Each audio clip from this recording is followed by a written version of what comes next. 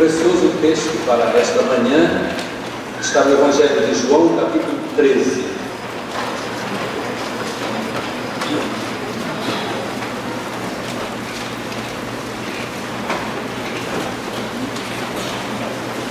Leio a partir do verso 12. Quando terminou de lavar-lhes os pés, Jesus tornou a vestir a sua capa e voltou ao seu lugar. Então lhes perguntou: vocês entenderam o que eu fiz? Vocês me chamam mestre e senhor, e com razão, pois eu sou. Pois bem, se eu, sendo senhor e mestre de vocês, lavei-lhes os pés, vocês também devem lavar os pés uns dos outros. Eu lhes dei o exemplo para que vocês façam como lhes fiz. Digo-lhes verdadeiramente que nenhum escravo é maior do que o seu senhor, como também nenhum mensageiro é maior do que aquele que o enviou. Agora que vocês sabem estas coisas, felizes serão se as praticarem. Desde o primeiro verso deste texto, nós aprendemos sobre Jesus de maneira tão humilde, lavando os pés dos seus discípulos.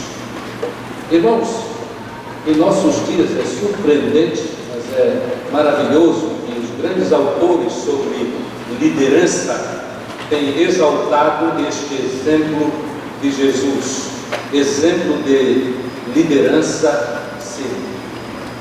Alguns autores que tenho estudado recentemente apontam para um fato interessante, curioso, que é o fato de que Jesus, segundo João capítulo 1, aquele célebre texto que diz: ele veio para o que era seu, mas os seus não o receberam, mas a todos quantos o receberam, deu-lhes o poder de serem feitos filhos de Deus aos que creem no seu nome. Alguns autores, vários autores, chamam a nossa atenção para o fato de que ali, nesses dois versos que acabo de recitar, está de fato o esquema de João. Nós podemos observar o esquema de João para a apresentação do seu evangelho. Isto é tanto realidade que desde o início até o final do capítulo 12, nós temos Jesus trabalhando e, enfim, ministrando publicamente para aqueles que o rejeitaram. Os irmãos poderão, numa análise, quem sabe hoje à tarde mesmo, a respeito deste texto, observar esta realidade. Mas aqui no início do capítulo 13, nós temos um ministério específico de Jesus Cristo. E nós devemos ser muito gratos a Deus porque Ele assim fez. Porque de maneira concentrada, a partir do verso 1 do capítulo 13, a leitura que fiz faz parte deste maravilhoso capítulo, nós aprendemos sobre o que Jesus quer ministrar para os discípulos. Fez assim para os discípulos originais e faz conosco hoje. Então há um ministério público, mas há um ministério privado. O ministério público foi para aqueles que não receberam. Jesus tinha a intenção de explicar, de tocar a vida deles com a verdade. Mas a partir do capítulo 13, o ministério privado, para os discípulos, portanto, para nós. De ponta a ponta naquilo que Jesus fala, tanto para aqueles que não receberam, quanto para nós, os seus discípulos, ele fala do seu amor. E quando nós lemos logo no início do capítulo 13, vou ler para os irmãos, observemos que ele afirma o seu amor, O texto diz assim, um pouco antes da festa da Páscoa: sabendo Jesus que havia chegado o tempo em que deixaria este mundo e iria para o Pai, tendo amado os seus que estavam no mundo, amou-os até o fim. Jesus Cristo tinha plena consciência de que o fim aqui na terra, o fim de Jesus Cristo aqui na terra, estava para acontecer. E nós podemos imaginar, naturalmente, que ele está tomado desses pensamentos. O preço que haveria de ser pago pelos pecados dos homens, em sentido geral, porque ele morreu por todos e não apenas por alguns. E mesmo assim, ele de fato ama os seus. Ele está pensando a respeito da obra que ele vai fazer. E ele começa a trabalhar o coração dos discípulos de maneira extremamente especial. Então a primeira coisa que nós vemos neste capítulo é que ele afirma o seu amor. Teremos grande proveito hoje de manhã nas nossas meditações sobre a palavra de Deus, se entendermos que Deus continua amando os seus discípulos e amará até o fim. Haja o que houver, Ele é por nós. Ele é por nós. Às vezes as dificuldades são enormes, mesmo assim Ele nos ama e nós podemos nos sustentar deste precioso amor de Deus. É emocionante quando nós começamos a pensar que num grupo de pessoas como nós, que aqui estamos dentro deste santuário, hoje de manhã, mas ao alcance da nossa voz através da maravilha da comunicação moderna, há muitas pessoas tocadas profundamente na sua vida, e quando tocados, muitas vezes, por causa da fraqueza humana, tendentes a vacilar. Não é necessário que seja assim, porque Deus continua nos amando, e Deus continua nos abençoando para que nós saibamos solucionar bem, administrando bem todas as crises da nossa vida. E as crises são reais. Daí porque quando nós ouvimos, já fizemos algumas leituras bíblicas que nos mostram tão bem esta realidade, já cantamos também sobre esta realidade do sofrimento humano, não apenas o sofrimento humano no sentido geral, mas o sofrimento dos crentes, dos discípulos de Jesus Cristo. É interessante no verso 12 que nós aprendemos que estava sendo servido o jantar e o diabo já havia introduzido Judas Iscariotes, filho de Simão, a trair Jesus. Mas Jesus sabia que o Pai havia colocado todas as coisas debaixo do seu poder e que viera de Deus e estava voltando para Deus. Esta palavra é muito interessante porque ela já traz um contraste. Deus em Jesus Cristo amando todos e amando até o fim, mas alguns não amaram ao Senhor Jesus. Judas foi um deles e o traiu de uma forma tão trágica, inesquecível, porque o traiu com um beijo. Ele disse: aquele que eu beijar, este é Jesus. Ele fez assim para trair Jesus. Este contraste é muito precioso, porque no contraste nós vemos quão grande é o amor de Jesus Cristo pelos homens, quão grande é o amor de Jesus Cristo por nós. Mas o triste é que hoje ainda há outros traidores, mesmo no meio do povo de Deus. E é triste quando a traição é em meio de louvores exaltados a respeito do amor e a graça de Jesus Cristo. É muito triste quando alguém, mesmo estando tão imerso em mensagens do amor de Deus em igrejas ou fora das igrejas, por causa da maravilha da comunicação atual, que repito mais uma vez, ainda estes resistem o amor de Deus e literalmente o traem. Mas o contexto é muito interessante neste capítulo. Estava sendo servido o jantar, onde eles participariam da Páscoa, que devemos entender que era a última Páscoa. Era a última Páscoa para os discípulos, porque ela seria transformada daí para frente em ceia do Senhor, pois Jesus Cristo tomou os elementos constantes da Páscoa para pregar uma mensagem muito mais poderosa, visto que devemos lembrar, a Páscoa tinha a ver com a libertação do povo de Deus do tacão do povo egípcio. Mas a ceia do Senhor, que tem a ver com o sacrifício do Cordeiro Imaculado, que é Jesus Cristo, tem a ver com a libertação do homem, do ser humano, do pecado, para que possa viver livremente e eternamente com o seu Deus. É importante que é neste contexto da Páscoa, e de fato eles já estão, nós podemos criar esta imagem muito boa para entendermos a mensagem, eles já estão ali com tudo pronto em Jesus Cristo. Então já havia, por certo, planejado fazer assim e cumpre o seu planejamento. Então ele levanta-se da mesa. Às vezes quando nós lemos o texto sagrado, nós passamos por cima de coisas assim, né? Ele se levanta da mesa onde participaria da Páscoa com os seus discípulos, e ele tira a sua capa e coloca uma toalha em volta da cintura. De fato, os escravos, os servos de uma casa, não tinham vestes especiais. Eles usavam apenas a túnica mais íntima. E o que Jesus fez foi exatamente isso. Ele tirou a sua capa, a sua roupagem externa. A roupa deles era, como sabemos, diferente da nossa, e ficou apenas vestido como um escravo, como um servo. Servo que nas casas daquele tempo, onde as ruas eram muito empoeiradas, nas cidades onde as ruas eram muito empoeiradas, era sempre necessário, mesmo se a pessoa tivesse tomado banho, era necessário que, indo de um lugar para o outro, os pés fossem lavados. O lava-pés tem a ver com um aspecto prático da vida de então. Mas Jesus Cristo tira sua capa e se coloca mesmo na figura física e visível de um servo.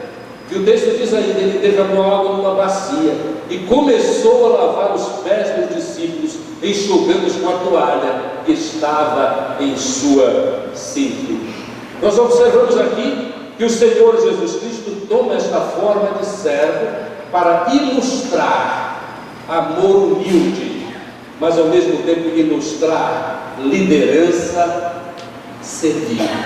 E aí nós temos a experiência de Pedro, sempre Pedro, em muitos lugares do Novo Testamento, reclama facilmente, diz absolutamente o que pensa, não leva desaforo para casa, nós diremos hoje. E quando Jesus vem chegando, ele diz assim: Senhor, vais lavar os meus pés? Jesus diz: você não compreende agora o que estou lhe fazendo, mais tarde, porém, entenderá. E Pedro disse: não, nunca lavarás os meus pés. Jesus responde: se eu não os lavar, você não terá parte comigo. Então Simão Pedro, daquele jeito tão espontâneo, às vezes excessivamente espontâneo, ele diz: então, Senhor, não apenas os pés, mas também as minhas mãos e a minha cabeça. E Jesus responde: quem já se banhou precisa apenas lavar os pés, porque todo o seu corpo está limpo. Há lições espirituais muito importantes aqui para o servo de Jesus Cristo. Nós todos já estamos limpos, e essa deve ser a figura, deve ser um ensinamento espiritual para nós. Eu não sei vocês entenderem. Todos nós já estamos limpos, porque fomos lavados pelo sangue de Jesus Cristo. Estamos perfeitamente salvos, porque o sacrifício de Jesus Cristo é eficaz. Ele prometeu esta eficácia e ela ocorre em nossas vidas. Já estamos garantidos, mas precisamos ainda continuar a cuidar do nosso crescente conhecimento dele. Eu estou usando isso como a figura do lavar apenas os pés, para que nos mantenhamos limpos. Nós já somos limpos, mas para que nos mantenhamos diariamente limpos, para cumprir a vontade do Senhor. Pedro nos dá uma lição importante. No fim, devemos agradecer a Deus que, por causa da palavra e do entusiasmo, a maneira de ser muito particular de Pedro, nós podemos ouvir esta mensagem. Jesus continua em todo este processo, lembrando e sabendo bem, porque aquilo estava em sua mente, que de fato ele estava para ser traído. Ele tem grande amor por todos, mas Judas não aceita o seu amor. E o texto diz assim: vocês estão limpos. Ele está se dirigindo aos discípulos, na intimidade daquela participação na Páscoa, mas nem todos. Ele estava se referindo novamente a Judas, pois ele sabia quem iria traí-lo, e por isso disse que nem todos estavam limpos. E ao terminar de lavar-lhes os pés, Jesus tornou a vestir a sua capa e voltou ao seu lugar. E aí tem a ver com o texto que li: vocês entenderam o que eu fiz? É importante que todos nós, à luz deste texto, o que ele significa para nós, e é um texto extremamente claro, esta que é a verdade, que nós respondamos esta questão. Todos nós entendemos o que Jesus Cristo fez? Amados, se nós não entendermos o que Jesus Cristo fez, nós não somos aptos para cumprir o nosso ministério em nome dele. Nós não somos capazes de exercer a influência, a liderança, a influência que nós devemos exercer. Comprovadamente, Jesus Cristo é mestre em liderança. O seu sucesso jamais foi imitado. Então não é novidade que escritores sobre liderança servil no nosso tempo se referem a Jesus Cristo. Não faz muitos dias eu estava ouvindo o rádio no meu carro e um dos grandes no Brasil estava falando, e de fato eu fiquei surpreso, porque eu jamais imaginei que eu ouviria naquela manhã da parte daquele grande escritor esta afirmação. Mas ele disse com todas as letras que Jesus Cristo é exemplo para os líderes do nosso tempo. Exemplo para os líderes do nosso tempo, especialmente por causa da sua capacidade de liderar.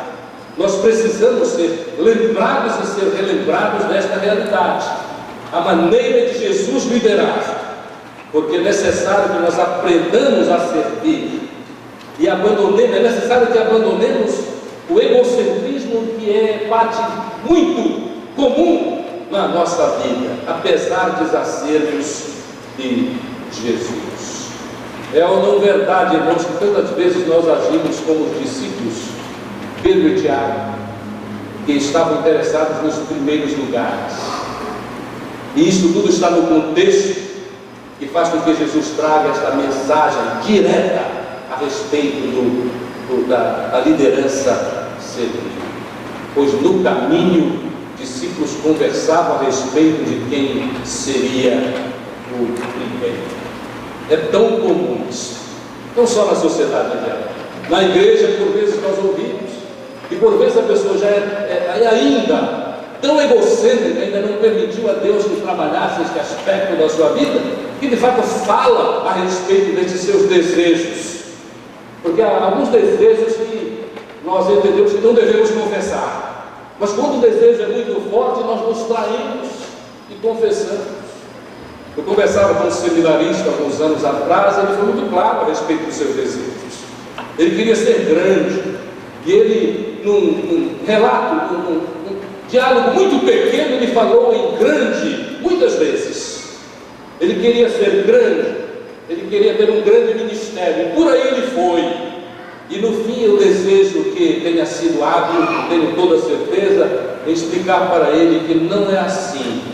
A grandeza até poderá vir, se for a vontade de Deus, mas a grandeza talvez seja um trabalho servil, duro e sem resultados imediatos, ou sem nenhum resultado aparente durante todo o ministério. Um grande missionário entre os indígenas foi Paulo Coelho, 6 anos entre os Waikás, uma decisão, 6 anos, uma decisão, mas foi um ministério grande, porque no sentido desta mensagem de Jesus, ele lavou os pés dos Waikás.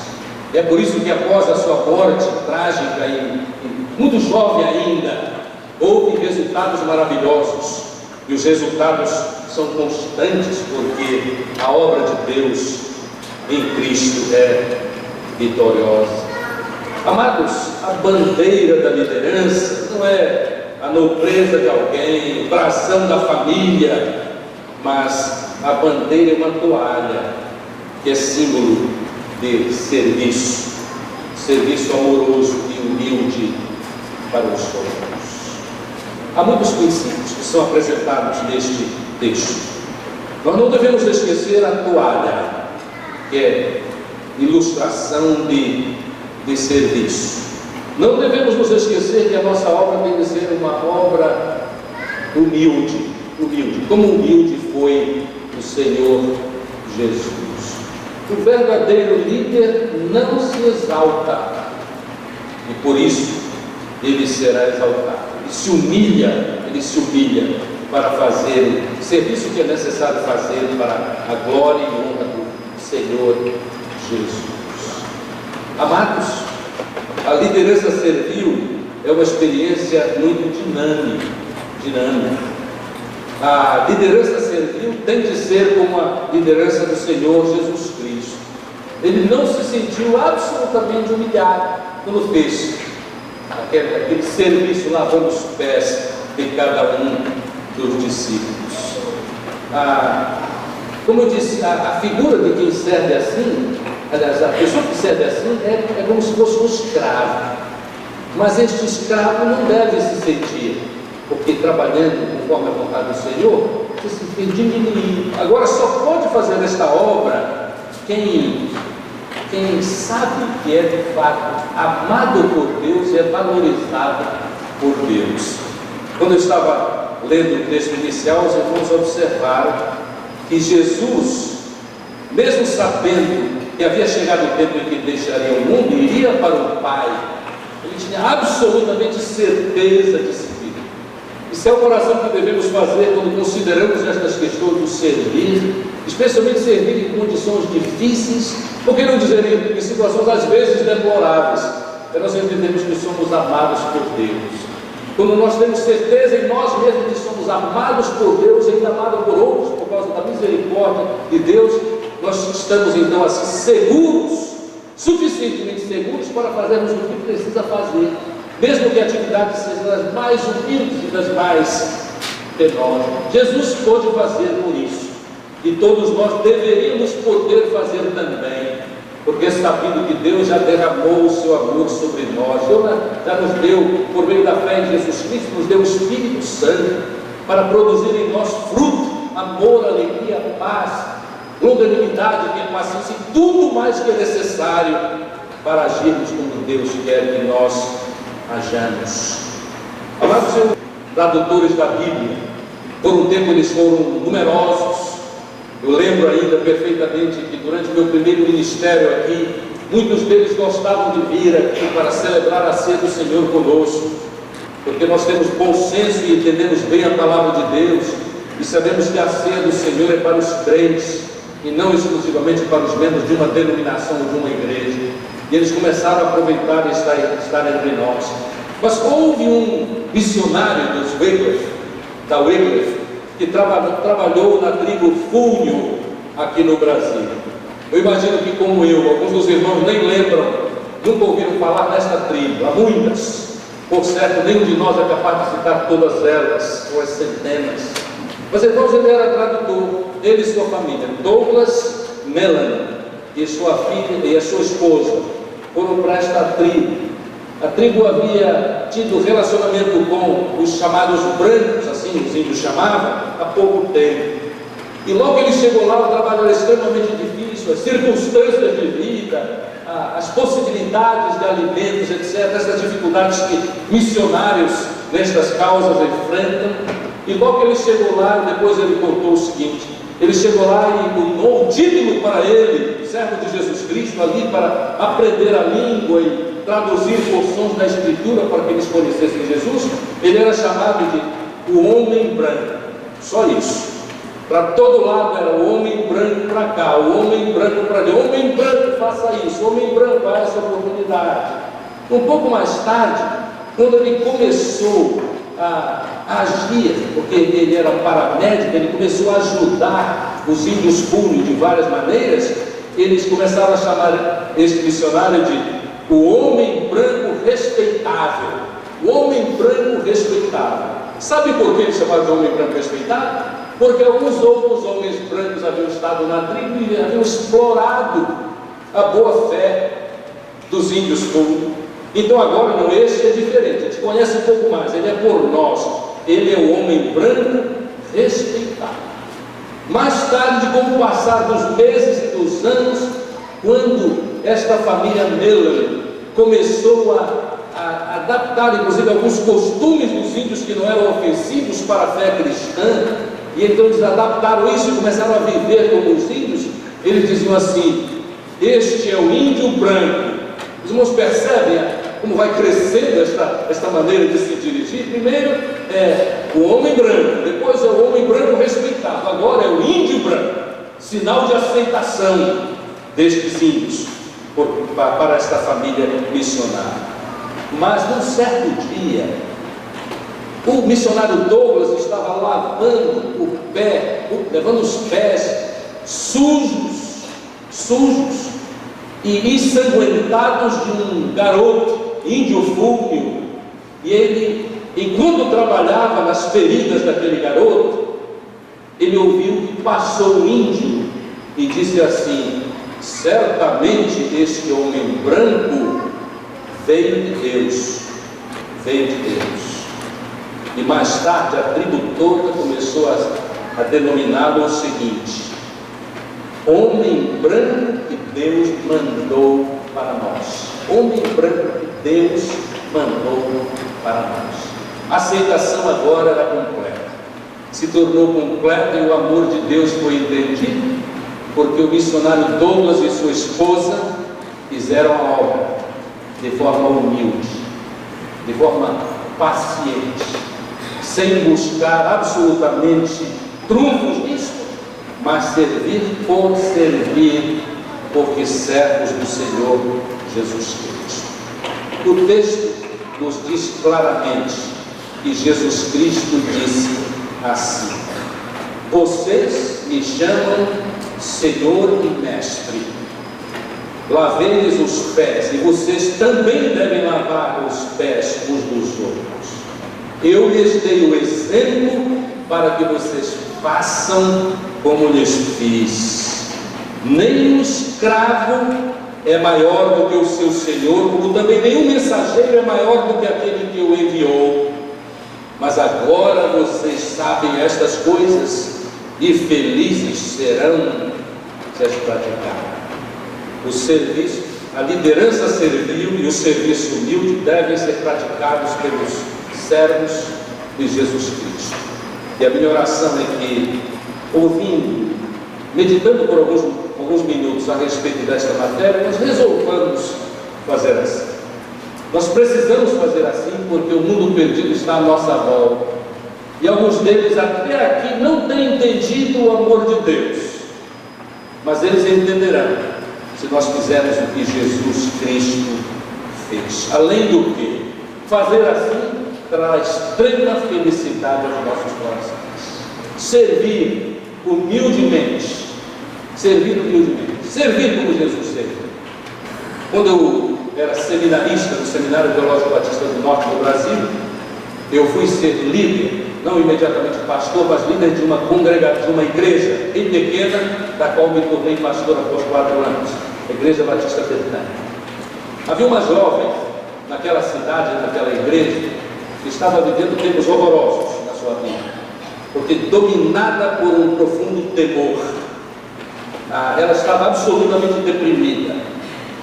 Mas ela saiu da sua depressão, não necessariamente por causa dos remédios que tomava. Naquele tempo, há muitos anos atrás, os remédios para estas situações não eram tão maravilhosos quanto os que temos hoje. Deus é misericordioso, nós devemos dar sempre graças ao Senhor pelo progresso da ciência médica e a ciência que tem a ver com os remédios. Mas, irmãos, ela ficou completamente curada da sua síndrome de pânico, que assim hoje é chamada, por conta de ter se envolvido em trabalho servil. E ela mesma testemunhou na igreja: o que me tirou da minha condição tão trágica foi eu ter descoberto o significado da minha vida, o serviço cristão, o serviço humilde. Quando algumas pessoas leem este texto, João capítulo 13, todo ele, alguns dizem assim: bem, tudo indica então que Jesus deixou 3 ordenanças para a igreja: o batismo e a ceia. Tradicionalmente dizemos assim. Não, ele deixou também o ritual do lava-pés. Irmãos, não é assim. Ele usou aquela oportunidade que tinha a ver com realidades exigidas no seu tempo para ensinar sobre trabalho humilde e servil. Não há nenhuma necessidade hoje. Eu estava lendo um grande autor que aprecio muito, um pastor norte-americano, e disse assim: hoje não há nenhuma necessidade para o lava-pés. Inclusive, se nós instituíssemos hoje, aqui na PIB, quero dizer para os irmãos, o ritual do lava-pés, os irmãos viriam muito bem lavados, para não passar por nenhuma vergonha, né? Seria público. Já pensou em tirar os meus sapatos, as minhas meias meus pés estarem cheios de terra, seria uma grande vergonha para mim. Não tem a ver com ritual, tem a ver com ensinamento. Nós temos de estar prontos por causa do exemplo de Jesus Cristo para fazer o trabalho mais simples, o trabalho mais penoso, o trabalho mais difícil, o amor, para que o mundo entenda o amor de Deus e se curve diante do sacrifício de Jesus, que é eficiente, eficaz para nos salvar integralmente. Uma de nossas irmãs, ela está aqui, ela tem me ajudado e por certo continuaria a me ajudar se surgisse novamente a necessidade. Eu muitas vezes meditei a respeito dessa querida. Quando morria alguém, morria uma mulher, esta irmã era convidada por mim para ir ao lugar da pessoa falecida, para fazer um trabalho que muitos de nós por certo rejeitaríamos. Era para ajudar a vestir a falecida. E fazia isto com tanta graça, com tanta misericórdia. E como família, muitas vezes famílias simples eram gratas por isso. Repetiam para mim, mas esta irmã, como é que ela faz isso? Por certo, porque conhecia este texto de Jesus, não é só isso, porque já tinha experimentado a maravilha do trabalho servil, a maravilha da liderança servil, o serviço humilde, que faz com que os homens entendam o amor de Deus.